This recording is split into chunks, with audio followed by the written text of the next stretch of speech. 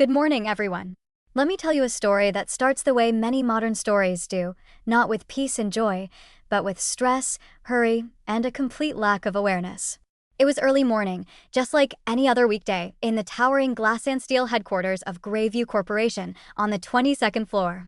The sun was barely up, but the building was already alive with the rush of elevators, the hum of machines, the noise of keyboards tapping, and people sipping coffee while trying to compose their faces into something presentable for another long day of corporate deadlines. Inside a sleek and beautifully designed break room, with marble countertops, premium coffee machines, and a fridge stocked with oat milk, almond milk, sparkling water, and imported snacks, the door suddenly swung open. In came Justin. Justin was the head of the marketing department. Only 35 years old, stylish, confident, smart, and, as many would also say behind his back, unbearably arrogant.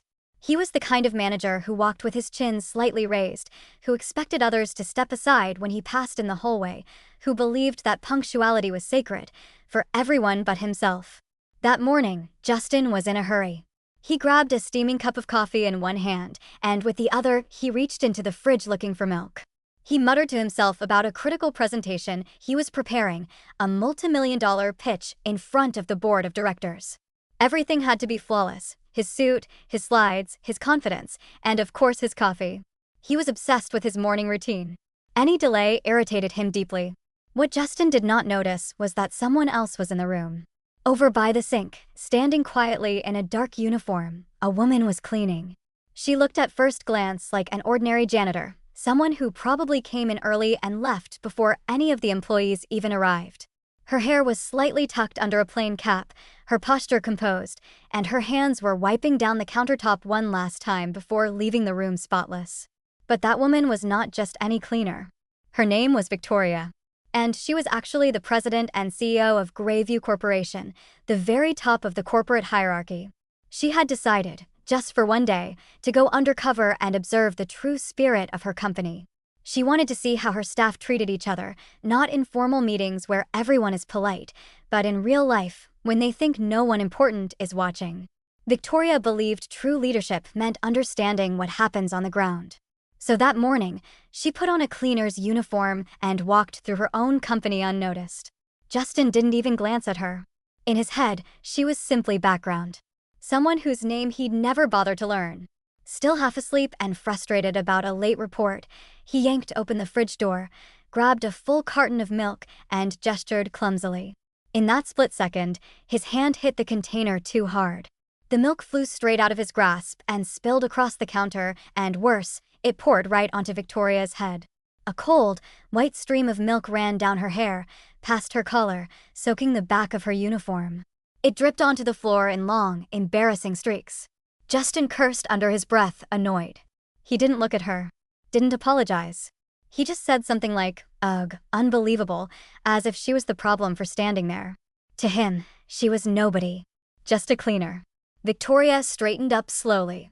There was no anger on her face, no heated reaction, just a quiet calm. She took a cloth, wiped the counter and the floor, and left the break room without a word. For Justin, that moment was irrelevant. He didn't even remember it an hour later. The only thing on his mind was his own success. He marched into the conference room later that day, chest out, proud of the presentation he had just delivered. He thought the day was going well. He thought he might even get a promotion soon. But that evening, an unexpected meeting was called. Every manager was summoned to the executive conference room on the 23rd floor. Nobody knew why, but the email said, "Attendance mandatory. Effective immediately." Justin walked in last, still satisfied with himself, expecting maybe a new announcement or some awards for outstanding performance. His smile vanished when he saw who was sitting at the head of the table. There, seated confidently in the chair reserved for senior leadership, was the same woman from the break room, but now she wore a sharp, tailored suit, her hair perfectly styled, her posture regal, her expression cool and controlled. She had the calm authority of someone used to commanding a room. And now the employees understood. This was Victoria Lawson, the president, the CEO, the very top. Some people gasped softly. Others froze. Justin felt all the color leave his face. She looked at every person around the table, her eyes pausing for a moment on Justin. He swallowed hard. She began to speak, calmly and clearly. She talked about workplace culture, respect, integrity. She spoke not of profits and marketing, but of humanity and leadership. She said that true character is revealed not in boardrooms, but when no one important seems to be watching. And she revealed what she had done that morning, how she walked the halls in disguise. She did not mention names, but she said, "Some people treated me with kindness and respect, even though they thought I was a cleaner. And some did not." Justin's heart pounded in his chest. Then she announced that there would be immediate evaluations of management, especially regarding their treatment of staff. Some people would be called in for special interviews in the Human Resources Department to discuss professional conduct. She didn't point at Justin directly. She didn't have to. He knew. The room was silent. Justin could barely breathe. Because in that moment, it became crystal clear. Tomorrow morning, instead of leading a team, he would be sitting in HR, answering for his behavior. And for the first time in a long time, Justin no longer felt powerful. He felt small. And that, dear friends, is the incredible story of a man who spilled milk on a woman he thought was a servant, not knowing she was the CEO of the entire company. If you enjoyed this story, please give it a like, and don't forget to subscribe to the channel. More amazing stories are on the way.